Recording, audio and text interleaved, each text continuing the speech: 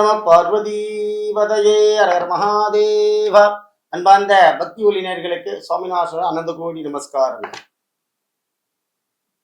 எல்லாம் வல்ல இறைவனுடைய அனுகிரகத்தினால நம்ம எல்லாம் வாழ்ந்து கொண்டிருக்கோம்.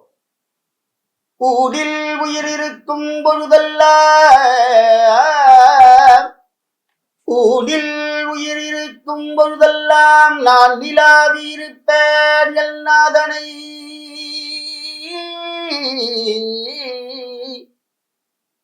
இந்த உடம்புல உயிர் இருக்கிற வரைக்கும் தான் எல்லாமே நம்ம ஆள முடியும். நமக்கெல்லாம் ஒரு கவுண்டிங் வச்சிருக்காரு பகவான். இவ்வளவுதான் நமக்கு காத்து சுவாசம், இவ்வளவுதான் பூலோக வாசம். ஒரு செகண்ட் கூட இருக்க முடியாது நம்மளால. இதை மட்டும்தான் அவர் கண்ட்ரோல்ல வச்சுட்டு இருக்கார் சுவாமி. ஐயா இதெல்லாம் இருக்கு, இது இருக்கிறதுக்குள்ள நான் என்ன பண்ணணும் அப்படின்னா ஒரு மிகப்பெரிய ஒரு திருவிழா. என்ன அப்படின்னா பங்குனி மாசம். இந்த பங்குனி மாசத்திலே வரக்கூடிய உத்தர நட்சத்திரம் பங்குனி உத்திரம் என்று சொல்வார்கள். மாதங்களிலே 12வது மாதம், நட்சத்திரத்திலே 12வது நட்சத்திரம். இந்த 12 நாளே வேல்யூ ஜாஸ்தி. அப்படிப்பட்ட இந்த பங்குனி உத்திரத்துல மிக சிறப்பான விஷயம் என்ன, என்ன பண்ணா இந்த உத்திரத்துல நமக்கு லாபம் கிடைக்கும், என்னென்ன கஷ்டங்கள் போகும், என்ன பண்ணணும் அப்படின்னா கல்யாண வைபோகமே ராமா கல்யாண வைபோகமே. எல்லாமே கல்யாண கோலம் அன்னைக்கு. முருகப்பெருமான் தெய்வ யானையை மணந்த நாள் பங்குனி உத்திரம். ஆண்டாள் தேவி ராஜமன்னாரை மணந்த நாள் பங்குனி உத்திரம். சுந்தர நாயனார் மீனாட்சி கல்யாணத்திலே பங்குனி உத்திரத்தன்று தரிசனம் பண்ண நாள் பங்குனி உத்திரம், மீனாட்சி கல்யாணம். சிவபெருமான் இமயவான் ராஜா பார்வதியை சிவபெருமானுக்கு மனம் முடித்த நாள் உத்திர நட்சத்திரம். ராமச்சந்திரமூர்த்தி சீதாதேவியை திருமணம் பண்ணும் நாள் உத்திர நட்சத்திரம். பகவான் சபரிகிரீஷன் ஐயப்பன் பிறந்த நாள் உத்திர நட்சத்திரம். இந்த உத்திர நட்சத்திரத்துக்கு அவ்வளவு மகிமை. ஏன் மற்ற நட்சத்திரத்துக்கெல்லாம் இல்லாம இந்த உத்திரத்துக்கு என்ன அவ்வளவு விசேஷம் அப்படின்னு பார்த்தேன்னா மகோன்னமான ஒரு நாள். என்ன பண்ணணும் இந்த நாள்ல அப்படின்னா எல்லா கோயிலையும் திருக்கல்யாண வைபவம் நடைபெறும். எல்லா சுவாமிக்கும் பெருமா கோயில போனாலும் திருக்கல்யாணம் நடக்கும், சிவன் கோயில போனாலும் கல்யாணம் நடக்கும், மாரியம்மன் கோயில போனா கூட பங்குனி உத்திரம் பால் கூட எடுப்பாங்க. இப்பெல்லாம் பிள்ளையார் கோயிலோட பங்குனி உத்திரத்துக்கு பால் எடுக்கிறாங்க. ஏன் அப்படி அப்படின்னா ரொம்ப விசேஷமான நாள். நம்மளுடைய வாழ்க்கையிலே நம்ம பிறந்ததுக்கு மகா பலன் நாள் உத்திர நட்சத்திரம். இந்த பங்குனி உத்திரத்தை அன்னைக்கு பார்த்தீங்கன்னா எல்லா கோவில்களையும் மகா பெருவிழா நடக்கும். இங்க மயிலாப்பூர்ல எடுத்துட்டேன்னா சென்னையில கபாலீஸ்வர் பெரு திருவிழா நடந்தது. அப்படி ஒவ்வொரு கோவிலையும் நிறைய திருவிழாக்கள்லாம் நடந்தது. அப்படிப்பட்ட இந்த பங்குனி உத்திரத்துல கல்யாண தடைகளை நீக்க வல்ல ஒரு பெரிய நாள். சார் என் பொண்ணுக்கு கல்யாணமே ஆகல, என் பையனுக்கு கல்யாணம் ஆகல, நிறைய டைவர்ஸ் ரீமேரேஜ் பண்ணிக்கணும் ஆசைப்படுறா, பையனும் சரி பொண்ணும் சரி. நிறைய பேர் எங்கள்கிட்ட ஜாதகத்தை கொண்டு காமிக்கிறா. 42 வயசு 45 வயசு, மாமா எங்களுக்கு கல்யாணம் நடக்கும், நல்ல பையனா சொல்லுங்க, நல்ல பொண்ணா சொல்லுங்க. ஜாதகாதியில அந்த நவக்கிரகங்கள் தன்னுடைய வேலையை செஞ்சாம இருக்கவே இருக்காது. அதுக்கெல்லாம் மகாபலன் பங்குனி உத்திரம். இந்த பங்குனி உத்திரத்தன்னைக்கு திருக்கல்யாண வைபவத்துல போய் கலந்துக்குங்க. முதல்ல எந்தெந்த கோவில்ல கல்யாணம் நடக்குதோ உங்க வீட்டு பக்கத்துல, அது முருகருக்கா இருக்கட்டும், ராமருக்கா இருக்கட்டும், அது சிவபெருமானுக்கா இருக்கட்டும், நான் சொல்றதை மட்டும் செய்யுங்க, உங்க வீட்டுல கல்யாணம் கட்டி மேலும் கொட்டுவார்கள். என்ன அப்படின்னா சுவாமியோட திருக்கல்யாணத்தன்னைக்கு சுவாமிக்கு எப்படி நம்பாத்துல கல்யாணத்துக்கு வேஷ்டி புடவை பழங்கள் வரிசையெல்லாம் எடுத்துன்னு போறோமோ அதே மாதிரி சுவாமிக்கு கொண்டு வரிசை வைங்க. அந்த கல்யாணம் ஆகாத குழந்தையோ இல்ல கல்யாணம் ஆகாத பொண்ணையோ அழிச்சுன்னு போங்க கோயில்ல. சுவாமி திருக்கல்யாணம்னு நீங்க 2 மாலை எக்ஸ்ட்ரா வாங்கி கொடுங்க சுவாமிக்கு. அந்த கல்யாண மாலையை சுவாமி மேல போட்டு உங்காத்து குழந்தை கழுத்துல போட்டுக்க சொல்லுங்க. சிவாச்சாரியார் கையில கொடுப்பார் பட்டர்லாம். அதை வாங்கி அந்த பொண்ணு அந்த சன்னதியில போட்டுண்டான்னா திருக்கல்யாணம் நடக்கும். இரண்டாவது, அன்னதான வைபவம் பண்ணுங்கள். அன்னைக்கு கல்யாணத்தன்னைக்கு எதுக்கான அன்னதானத்தில் இங்க அன்னதானம் பண்ணணும். மூன்றாவதாக, இந்த மாங்கல்ய சரடுக்கும் இந்த மஞ்சக்கிழங்கு குங்குமத்துக்கெல்லாம் பவர் அதிகம்.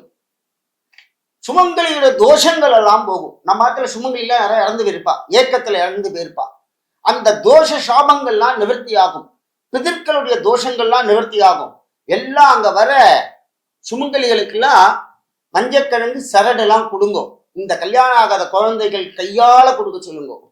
அப்படி கொடுத்தேன்னா அந்த மாங்கல்ய தோஷமானது விலகி நிற்கும். இதெல்லாம் செய்யுங்க சார். நம்ம பார்த்து குழந்தைக்கு கல்யாணம் ஆயிடும். எல்லாருக்குமே பாவம் 10 வருஷமா ஜாதகம் பார்த்துட்டு இருக்கா, கல்யாணம் ஆகலைங்கிறான். பையன் நிறைய சம்பாதிக்கிறான், கோடி கோடியா இருக்கு எல்லாராத்துலயும், ஆனால் கல்யாணம் ஆகவில்லை. இந்த கல்யாணம் ஆனாதான் வம்ச அபிவிருத்தின்னு பேரு. வம்சத்தை பார்க்கணும். எப்படி ஆத்து வாசல பொம்னாட்டி கோலம் போட்டுட்டு திரும்பி பார்க்கறாலோ, அதே மாதிரி நம்ம வம்சத்தை திரும்பி பார்க்கறதுக்கு நம்ம குழந்தைகள் வேணும். வம்ச அபிவிருத்தி, அது பொண்ணா பிறந்தாலும் சரி, பையனா பிறந்தாலும் சரி. நம்பாத்துல ஒரு வம்ச அபிவிருத்தி பேரம் பேத்தி வேணும்னா இந்த பங்குனி உத்தரத்துல போய் கலந்துக்குங்க. இந்த பங்குனி உத்தரத்துல முருகப்பெருமானுக்கு ரொம்ப அபிஷேக ஆராதனைகள்லாம் நடைபெறும். சில கோயில கல்யாணம் நடக்காது, அபிஷேக ஆராதனைகள்லாம் பண்ணுவா. சுவாமிக்கு அபிஷேகத்துக்குலாம் நிறைய வாங்கி கொடுங்க. வேஷ்டி புடவை வாங்கி கொடுத்தேன்னா தரித்திரம் போகும், வீடு கட்டுவேல், நிறைய பணம் வந்து சேரும். கோவில்ல திருக்கல்யாணத்துக்கோ சுவாமிக்கு பங்குனி உத்தரத்துல வேஷ்டி புடவை வாங்கி கொடுங்க. இல்லாத கோவில் எல்லாம் போய் தேடி கண்டுபிடிச்சு வாங்கி கொடுத்துருவாங்க. பங்குனி உத்தரத்துக்கு அன்னைக்கு போகாதீங்க, அதுக்கு முதல்லயே அந்த கோவில் எத்தனை சுவாமி இருக்கு எல்லாத்துக்கும் வேஷ்டி புடவை, சுவாமிக்கு பாவாடை, பிள்ளையாருக்கு துண்டு அப்படின்னு வாங்கி கொடுங்க. அவளை சிவாச்சார கட்ட சொல்லுங்க. கட்டினெல்லாம் நம்ம பார்த்து இருக்கிற தர்தரங்கள்லாம் விலகி மகாலட்சுமியோட அனுகிரகமும் நம்ம குலதெய்வத்தோட பெரிய அனுகிரகம் அங்க கிடைக்கும். அடுத்ததாக, அங்க கோவில்ல சுவாமிக்கு மட்டும் வாங்கி கொடுக்க கூடாது, அங்க கோவில்ல இருக்கிற சிவாச்சாரியாளுக்கும் வாங்கி கொடுக்கணும். ஏன் சிவாச்சாரியாளுக்கு வாங்கி கொடுக்கணும் அப்படின்னா, அவதான் அந்த சுவாமிகிட்ட பக்தி சக்தியோடு அங்க போய் பூஜை பண்றான். நம்மெல்லாம் அவ 2 நாள் போவோம், 3ஆம் நாள் கோவிலுக்கு போக மாட்டோம். அவ அப்படி கிடையாது, டெய்லியே கோவிலுக்கு போகணும். அவருக்கு தான் தொந்தரவுன்னா இன்னொருத்தர் கோவிலுக்கு போக சொல்லுவார். அந்த சுவாமியை விடாம பூஜை பண்றதுனால அந்த அனுகிரக சக்தி அவர்கிட்டையும் இருக்கும். இந்த பங்குனி உத்தரத்துல எல்லாரும் கல்யாண உற்சவத்தில் கலந்து கொள்ளுங்கள். இரண்டாவதாக, அன்னதான வைபவம் கோவில்லையும் பண்ணலாம். அநாத ஆசிரமங்கள், குழந்தைகள் இருக்கிற இடம், முன்னோர்கள் பெரியோர்கள்லாம் வயதானவர்கள்லாம் இருக்கிற இடத்துல எல்லாம் போயிட்டு சாப்பாடு போடுங்க பங்குனி உத்தரத்து அன்னைக்கு. அங்கதான் பகவான் இருக்கார். அப்படிப்பட்ட எம்பெருமான் நமக்கெல்லாம் நல்ல வழியை காட்டுவார். சாமி, நான் 1.5 லட்சம் ரூபாய்க்கு ஹோமம் பண்ணேன், இங்க போனேன், அந்த கோவிலுக்கு போனேன், எதுவுமே நடக்கல அப்படின்னா நம்ம கர்ம வினையை முதல்ல தீர்த்துட்டு எங்க வேணா போங்க. நம்ம கர்ம வினைன்னு ஒண்ணு சொல்லுவார் ஜோசியர், பார்த்து அதெல்லாம் செய்யுங்க. இதெல்லாம் கர்ம வினைக்கு அப்பாற்பட்டது இந்த பங்குனி உத்திரம். கல்யாண கோலங்கள், நிறைய குழந்தை பாக்கியம் கிடைக்கும். முருகப்பெருமானை போய் தரிசனம் பண்ணுங்கள், குழந்தை பிறக்கும். ராமச்சந்திரமூர்த்தியை தரிசனம் பண்ணுங்கள், ஆனந்தமாக ராமனே பிறப்பான். இந்த உத்தரப்பள்ளி நட்சத்திரம் தான் லட்சுமணன் சத்ருக்கனுக்கெல்லாம் கல்யாணம் ஆச்சு. எல்லாருக்கும் அந்த உத்தர நட்சத்திரத்துல பங்குனி மாசத்துல தான் கல்யாணம் ஆச்சு. தெய்வங்கள் கல்யாணம் பண்ணிட்டு சந்தோஷமா அனுகிரகம் பண்ணக்கூடிய பெருவிழா பங்குனி உத்தரம். இந்த கல்யாண உற்சவத்துல சுவாமிக்கு நிறைய செய்யுங்கோ, சீர்லாம் செய்யுங்கோ. நம்பாத்துலயும் கல்யாணம் நடக்கும். குழந்தை வேலைக்கு போவான், ஃபாரின் போவான், குழந்தைகள் படிக்கும், நல்ல பரீட்சை எழுதுவான், நல்லா பாஸ் பண்ணுவான். வயசானவாளுக்கெல்லாம் நிறைய 70, 80, 90ன்னு கல்யாணம் ஆகும். நம்பாத்துல முதல்ல துஷ்ட சம்பவங்கள் நடக்காது, வேதனைகள் வராது. பங்குனி உத்தரம் சுவாமிகள்லாம் சந்தோஷமா இருக்கக்கூடிய தெய்வங்கள் இருக்கக்கூடிய பெரிய சந்தோஷமா இருக்கக்கூடிய கல்யாணம் தான். இப்ப நம்ம ஒருத்தர் கல்யாண பத்திரிக்கை வைக்க வரா, கல்யாண சத்தத்துல போனா என்ன பண்றோம்? பெரியப்பா, சித்தப்பா, மாமா எல்லாரையும் தெரியாதவெல்லாம் வந்து பாக்குறோம். 10 வருஷத்துக்கு முன்னாடி ஒருத்தரை பார்த்திருப்போம், அவ கல்யாணத்துக்கு வந்திருப்பா. என்னடா சௌரியமா இருக்கியா அப்படின்னு கேட்கிறோம். இன்னைக்கு அந்த கல்யாணத்துலதான் எல்லாமே நடக்கும். அதே போல இந்த பகவான்களுடைய திருக்கல்யாணத்துல போய் நீங்க கோவில போய் நின்னா சுவாமி உங்களை பாக்குறாரு. என்னம்மா உனக்கு கல்யாணம் நடக்குமா? பண்ணித்தரேன், சந்தோஷமா பண்ணித்தரேன். ராமர் சொல்லுவார் சீதைட்ட, சீதா பிராட்டி அந்த குழந்தைக்கு அனுகிரகம் பண்ணு அப்படிம்பார்.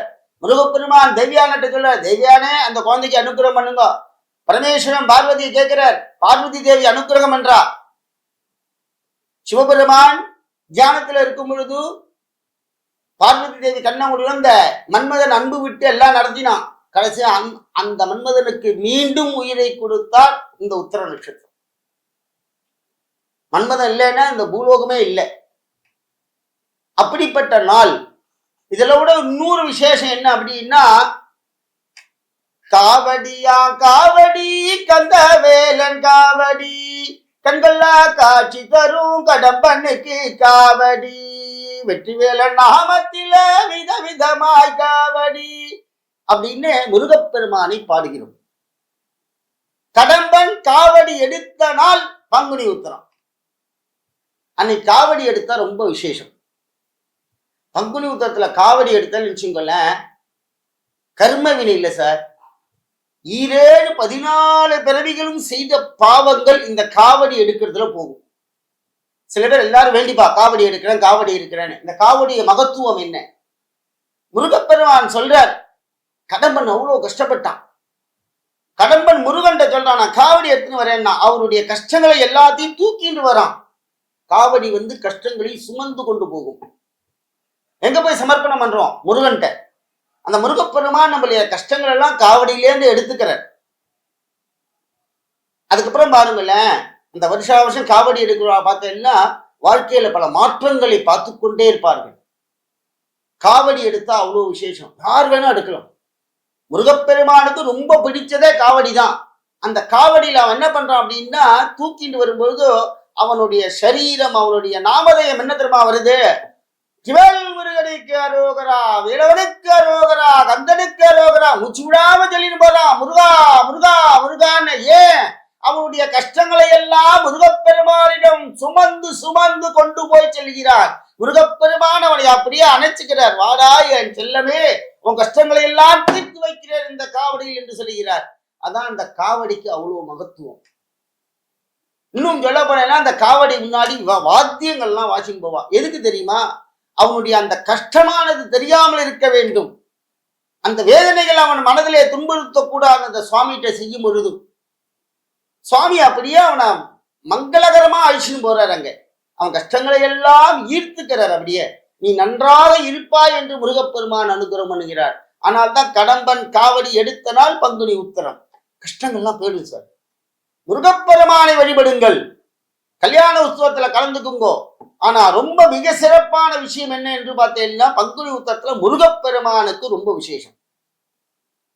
ஜெயிச்சுட்டு வந்தார் சார் அவர்.